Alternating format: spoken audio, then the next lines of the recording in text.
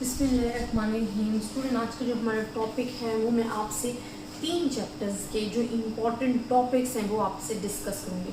3 chapter कौन से हैं? एक तो रैंडम वेरिएबल आपके पास फर्स्ट चैप्टर है, इसके इम्पॉर्टेंट टॉपिक्स हो गए। सेकंड आपके पास डिस्क्रीट रैंडम वेरिएबल्स जो चैप्टर है, चैप्टर नंबर 8 रैंडम वेरिएबल, उसके एंड कॉन्टिन्यूस प्रोबेबिलिटी डिस्ट्रीब्यूशन जो चैप्टर है प्रोबेबिलिटी डिस्ट्रीब्यूशन, उसके मैं जितने भी इम्पॉर्टेंट क्वेश्चंस हैं इन 3 चैप्टर्स के आपने जो तैयार करने हैं वो मैं आज आपके साथ डिस्कस करूँगी। सबसे पहले स्टूडेंट मैं आपको यही कहूँगी कि आप 5 ईयर्स पेपर को तैयार करें। 5 ईयर्स पेपर तैयार करने का मकसद क्या होता है कि आपको एक तो पैटर्न पता चल जाता है, दूसरा आपको वही जो क्वेश्चन हैं बार बार रिपीट हो रहे थे। 5 ईयर्स प्रीवियस पेपर जो हैं वो आपने तैयार करने हैं। इस तरह आपको अपने बोर्ड के जो मेन पता चल जाता है चॉइसेस कहाँ पे हैं। फिर आपको मेन क्वेश्चंस जो बार बार कुछ पेपर में गिवन होते हैं वो बार बार रिपीट भी हो रहे होते हैं, तो आपने 5 ईयर्स पेपर तैयार करना। अब इन 3 चैप्टर्स के मैं आपको इंपॉर्टेंट टॉपिक्स जो है वो लिखकर बता देती हूँ। फर्स्ट मैं आपको बता देती हूँ कि आपने डिस्ट्रीब्यूशन फंक्शन जो है वो तैयार करना है और इससे रिलेटेड जो क्वेश्चन है वो भी आपने तैयार करना है। डिस्ट्रीब्यूशन फंक्शन, इससे रिलेटेड क्वेश्चन, इसकी डेफिनेशन और जो 2 से 3 प्रॉपर्टीज़ हैं वो आपने याद करनी है डिस्ट्रीब्यूशन फंक्शन की। फिर मैथमेटिकली एक्सपेक्टेशन आपके पास इंपॉर्टेंट है इन चैप्टर्स में। मैथमेटिकली एक्सपेक्टेशन, ये इन 3 चैप्टर्स के मैं इंपॉर्टेंट टॉपिक्स बता रही हूँ जो कि आपने तैयार करनी है। इसमें आपसे मीन और वेरिएंस पूछा जा सकता है, एक्सपेक्टेड वैल्यू ऑफ एक्स पूछी जा सकती है, expected value of x square पूछा जा सकता है और वेरिएंस आपसे पूछा जा सकता है। और वेरिएंस आपके अगर पूछा जाए फिर आपको ये दोनों वैल्यू ही फाइंड करनी पड़ जाती हैं। ये वेरिएंस का फार्मूला है आपके पास, expected value of X whole square, तो ये आपको फाइंड करना पड़ जाएगा। तो ये इंपॉर्टेंट क्वेश्चंस हैं आपके पास इन चैप्टर्स में जो कि आपने तैयार करनी है। ये सेकंड आपके पास था। फिर आपके पास टॉपिक आ जाता है डिस्क्रीट प्रोबेबिलिटी डिस्ट्रीब्यूशन से आपको बाइनोमियल डिस्ट्रीब्यूशन का पता होना चाहिए। बाइनोमियल डिस्ट्रीब्यूशन, उससे रिलेटेड जो आपके पास डेफिनेशंस हैं, उससे रिलेटेड क्वेश्चन जो हैं वो आपको पता होना चाहिए, ठीक है। और इसमें जो फोर्थ में आपको कहूँगी कि आपको पॉइसन डिस्ट्रीब्यूशन पता होनी चाहिए।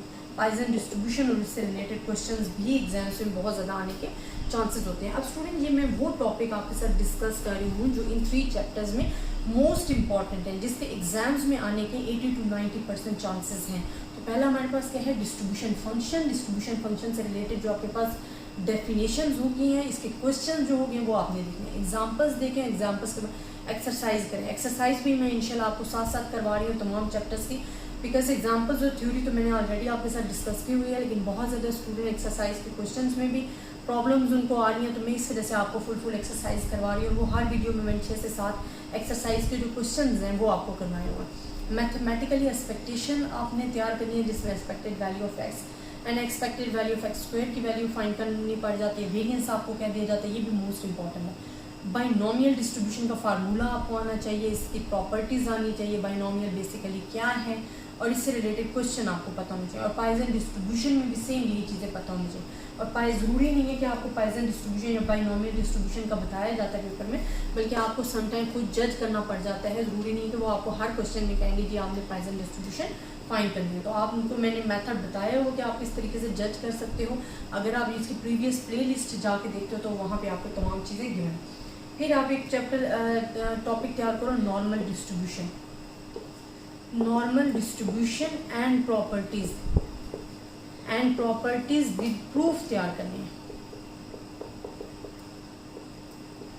अब नॉर्मल डिस्ट्रीब्यूशन क्या है? नॉर्मल डिस्ट्रीब्यूशन के क्वेश्चन जो हो गए हैं और प्रॉपर्टी विद प्रूफ जो है वो आपने तैयार करनी है। प्रॉपर्टीज प्रूफ क्या है कि आपको मीन एंड वेरिएंस फाइंड करने के लिए जिस तरह दिया गया था वो मैंने आपको सॉल्व करके बताया। मीन डेविएशन कैसे सॉल्व करना है एंड क्वार्टाइल्स कैसे फाइंड करनी है, एरिया अंडर द कर्व कितना आ रहा है, 95 में कितना आ रहा है, 90, वो तमाम चीज़ें मैंने आपको प्रूफ करके बताई हूँ, वो आपने तैयार करनी है। फिर इनसे रिलेटेड नॉर्मल डिस्ट्रीब्यूशन से रिलेटेड जो क्वेश्चन है ना वो आपने तैयार करने, वो इंपॉर्टेंट है।